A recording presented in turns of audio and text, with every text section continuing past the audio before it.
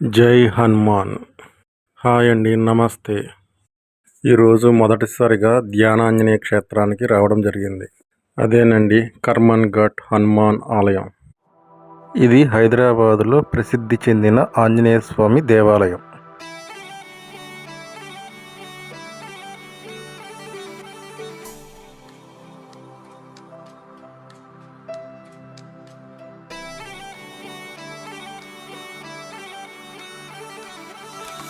ఈ ధ్యానాంజనేయ క్షేత్రం అతి పురాతనమైనది.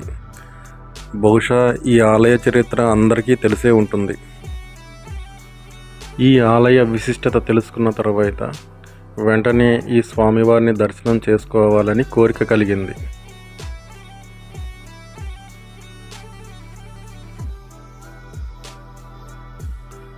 ఈ కనిపిస్తున్నది స్వామివారి పుష్కరిణి అండి. అక్కడ మధ్యలో స్వామివారు ధ్యాన రూపంలో కనిపిస్తున్నారు మనకి.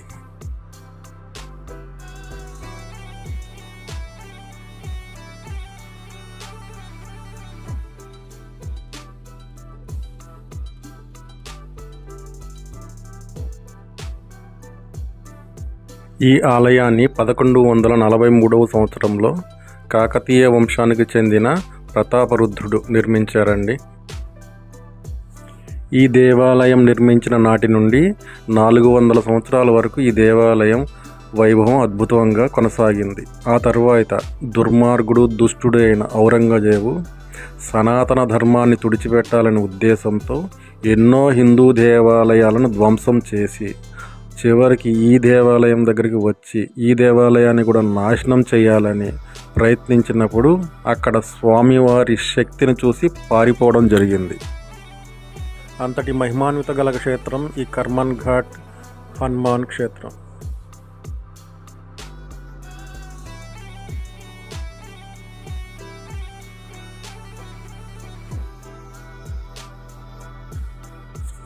ఆ కనిపిస్తున్న గోపురం అండి స్వామివారి ప్రధాన ఆలయం. ఈ ఆలయంలో మరో ముఖ్యమైన విశేషం ఏమిటంటే హనుమాన్ ఆలయం ప్రధానాలయంగా ఉండగా ఇతర దేవీ దేవతల ఆలయాలు సుమారు 20 దాకా ఉన్నాయి. అందులో ప్రధానంగా జగన్నాథ స్వామి ఆలయం ప్రధాన ఆలయానికి కుడివైపున ఉంటుంది. మనం స్వామివారి దర్శనానికి వెళ్ళినప్పుడు ఆ ఆలయం పక్క నుంచే దర్శనానికి వెళ్తాం. ఇప్పుడు స్వామివారి దర్శనానికి వెళ్దాం రండి. ఈ ఆలయంలో తెలుసుకోవలసిన ఇంకొక విశేషం ఉందండి. జాతకంలో గ్రహదోషాలున్నా, ఆర్థిక ఇబ్బందులున్నా, రుణ బాధలున్నా, ఉద్యోగరీత్యా ఇబ్బందులున్నా, ఎటువంటి బాధలు ఉన్నా ఈ స్వామివారి దర్శనం చేసుకొని మనస్ఫూర్తిగా కోరుకుంటే ఆ సమస్యలు నెరవేరుతాయండి. ఈరోజు శనివారం చేత భక్తుల రద్దీ ఎక్కువగా ఉందండి. ఇక్కడ క్యూ లైన్లో స్వామివారి దర్శనానికి వెళ్ళే ముందు మన క్యూ లైన్ పక్కన జగన్నాథ స్వామి ఆలయం కనిపిస్తుందండి. ఇదేనండి జగన్నాథ స్వామి ఆలయం. ఇక్కడ జగన్నాథ స్వామిని దర్శించుకొని ఆ పక్కన ఉన్న క్యూ లైన్లోంచి స్వామివారి దర్శనానికి వెళ్ళవచ్చండి.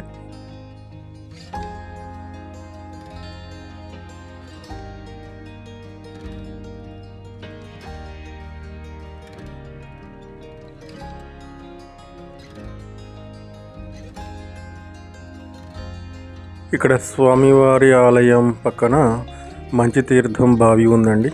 ఇదేనండి ప్రధాన హనుమాన్ ఆలయం.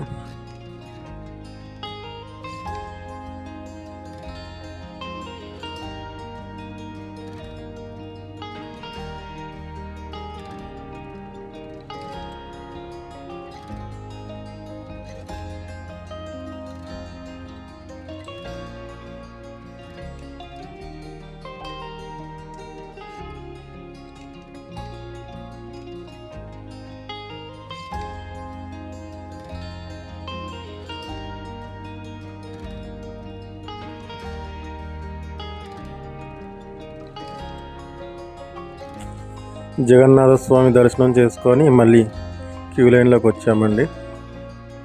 అక్కడ కనిపిస్తున్న 18 నెంబర్ ఏమిటంటే ఇందాక మీకు చెప్పాను కదండి, ఇక్కడ ఉపాలయాలు కూడా ఉన్నాయని. అట్లాగా ప్రతి ఆలయానికి ఒక నెంబర్ ఇచ్చారు. ప్రధాన ఆలయానికి 18 నెంబర్ ఇచ్చారు. కనిపిస్తున్న ఆలయం సంతోషిమాత ఆలయం.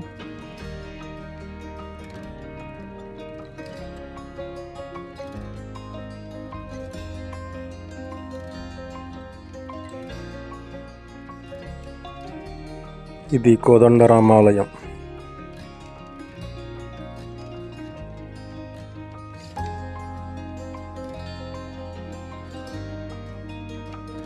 కోదండరామాలయం పక్కన నాగేశ్వరాలయం.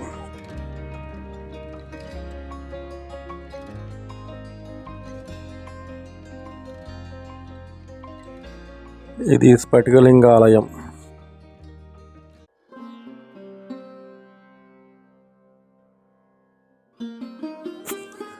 ఇది నవగ్రహాలయం.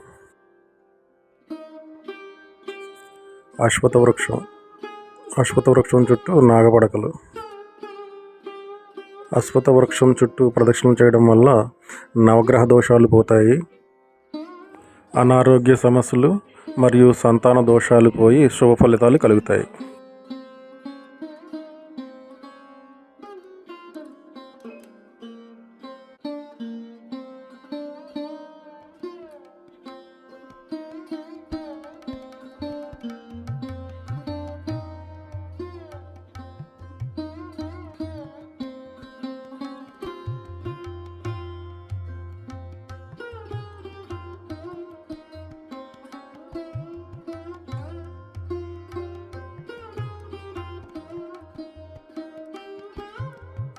ఇది సరస్వతీదేవి ఆలయం.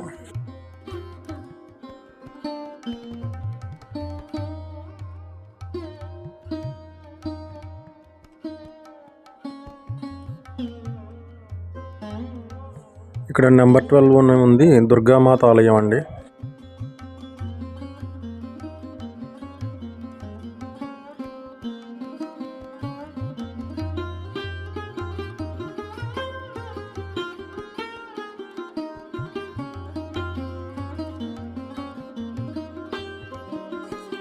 ఇక్కడ కనిపిస్తున్న క్యూ లైన్ శివలింగానికి అభిషేకం చేయడానికి భక్తులు క్యూలో నిలబడి ఉన్నారండి.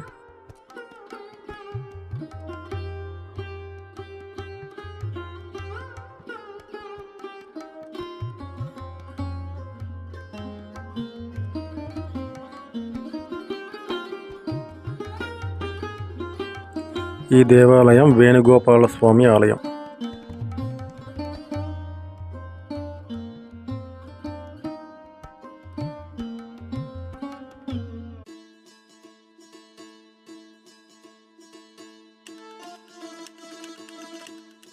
ఇప్పటి వరకు చూపించిన ఆలయాలన్నీ దేవాలయ ప్రాంగణం లోపల ఉంటాయండి.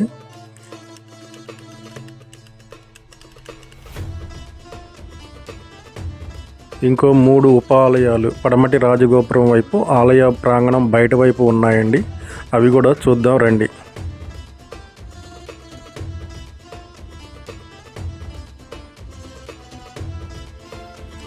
ఇదేనండి పడమటి గోపురం.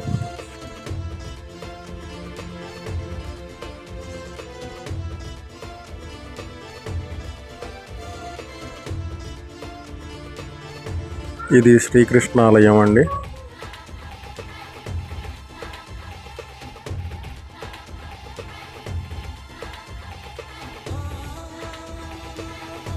అక్కడ దూరంగా కనిపిస్తుంది వాహన హనుమాన్ మందిర్ ఆలయం అండి. అక్కడ వాహనాలకు పూజ చేస్తారు.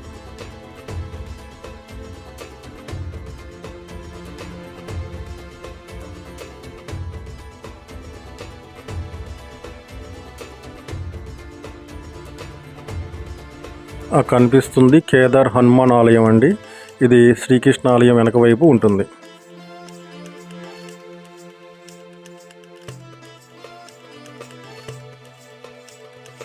ఇవేనండి ఇక్కడ ఉన్న ఉపాలయాలు. ఈ దేవాలయం దర్శనం చాలా మానసిక ప్రశాంతతను కలిగించింది, ఎంతో సంతోషాన్ని కలిగించింది. ప్రధాన ఆలయంలో ఆంజనేయ స్వామి దర్శనం చేసుకున్నప్పుడు తెలియని ఒక వైబ్రేషన్ కలిగిందండి. ఇక్కడ ఏదో అద్భుతమైన శక్తి అయితే ఖచ్చితంగా ఉంది. ఈ వీడియో మీకు నచ్చినట్టయితే లైక్ చేసి షేర్ చేయండి.